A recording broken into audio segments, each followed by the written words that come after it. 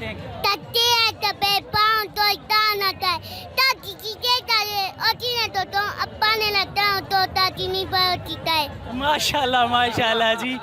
क्यों आए हो आप यहाँ पे? हमें इमरान खान ने बुलाया है। इमरान खान ने बुलाया है। इमरान खान को सपोर्ट करने आए हो? हाँ जी। और इस गवर्नमेंट को मानते हो आप, ये जो इम्पोर्टेड हुकूमत आई है? नहीं, चलते हैं तो पाँव के कोई जाग ना जाए। चलते हैं तो पाँव के कोई जाग ना जाए। गुलामी की इसीलों की यही खास अदा है।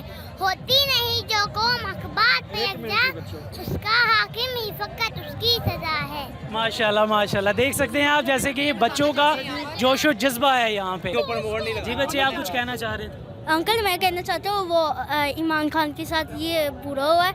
उन्होंने 3 साल गुजारे थे। कितना भी वो पेट्रोल महंगा कर रहे, कुछ भी उनका तो पूरा साल होने दे।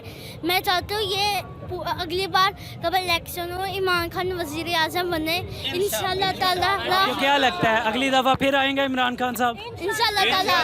मैं आखिरी में कहना चाहती हूँ मरियम के पापा चोर है। इमरान खान जिंदाबाद। जी छोटे। मैंने शेर सुनाना है। जी जी जी। चलते हैं तो बेबाउते तो जान ना जाए।